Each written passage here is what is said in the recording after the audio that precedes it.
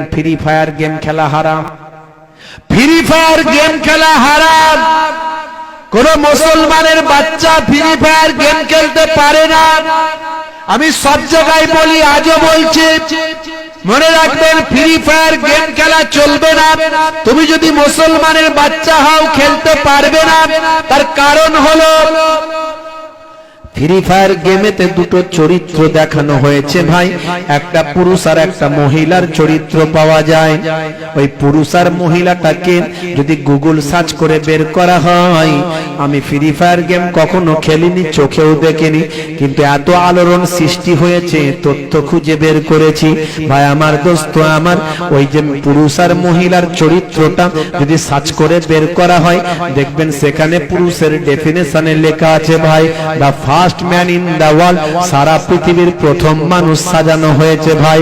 আর মহিলাকে the first woman in the world, সারা পৃথিবীর প্রথম মহিলা সাজানো হয়েছে ভাই। এখন মুসলমানের ছেলে যারা খেলে তাদের কাছে জানতে চাই, পৃথিবীর প্রথম পুরুষ আর মহিলা কে ছিল ভাই? কে ছিল বলে? তাহলে হযরতে আদম নবী, মা হাওয়া, তাদেরকে নিয়ে গেম খেলা হয়েছে ভাই।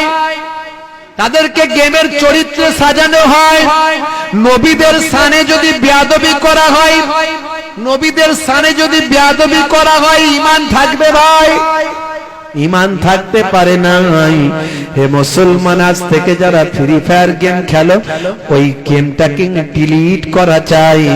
আজ থেকে ওই গেম আর খেলবে নাই। যদি ইচ্ছাকৃত ভাবে গেম খেলো, ঈমানের খাতরা এসে যাবে ভাই। বলার উদ্দেশ্য কিন্তু এটা ছিল না, কথা প্রসঙ্গে খুব জরুরি তাই বলে দিলাম ভাই।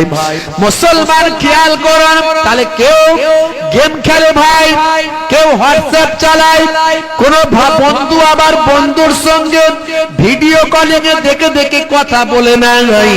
চাচা দেখতে পেরেছে ভাইপো তার বন্ধুর সঙ্গে ভিডিও কলিং এ দেখে দেখে কথা বলছেন।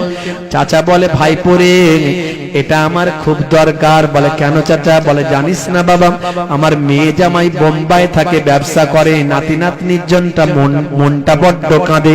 ফোনে তো কথা হয় বটে, কিন্তু দেখে দেখে যদি কথা হয় মনটা বড্ড ভালো লাগে ভাই। বলে,